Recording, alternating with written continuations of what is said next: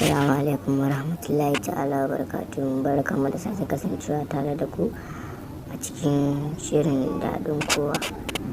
Idan yau ne farkon zuwan ka wannan channel, ka danna mana subscribing, kana ka danna mana ƙararrawar sauti ta yadda da zarar mun ɗora shirye-shiryen mu za ka samu sabo. Muna magana ne akan shirin daɗin kowa an yanka ta tashi. Shirin da yake faɗakarwa, yake nishaɗantarwa, yake kuma ilmantarwa.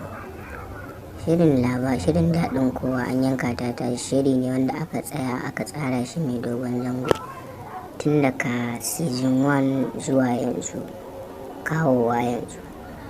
An kashe kuɗi a shirin kuma an zuba basira, an zuba manyan daraktoci a ciki, sannan kuma an zuba jarumai fitattu a cikin shirin. Yana da kyau ka tsaya ka kalli shirin daɗin kowa an yanka ta tashi, ko don saboda iyalinka, ko kuma kai yaro ne saboda rayuwarka a gaba.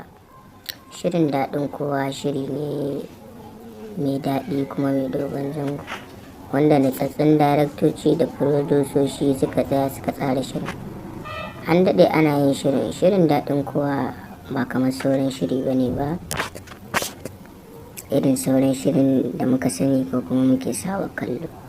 Shiri ne wanda aka tsara kuɗi, aka yi basira, aka kashe kuɗi. Shirin daɗin kowa bai tsaya iya nan ba, ya karaɗe kaf faɗin Najeriya ana kallon shirin daɗin kowa. Yana da kyau ka tsaya ka kalli shirin daɗin kowa ko don saboda ka ilmantu, ka faɗakantu kuma ka nishaɗantu. Muna gabatar muku da shirin daɗin kowa an yanka ta tashi kamar yadda a baya aka yi daɗin kowa, aka zo aka yi daɗin kowa an yanka ta tashi, sannan aka zo aka yi daɗin kowa wasa farin girki. To kowanne dai daga cikin shirin nan yana da kyau kuma yana da daɗi, amma mun zuba kayan aiki sosai a cikin wannan shirin daɗin kowa an yanka ta tashi. Akwai manyan jarumai a cikin shirin daɗin kowa irin su jaruma Stephanie, su Madam Gloria da irin su Kofar Audu da dai sauransu. Shirin daɗin kowa an yanka ta tashi ka tsaya ka saurara ka kalla. Idan ma baka kalla to ka fara tun daga na farko har zuwa inda suka tsaya, saboda shirin zai maka amfani idan kana kallonsa.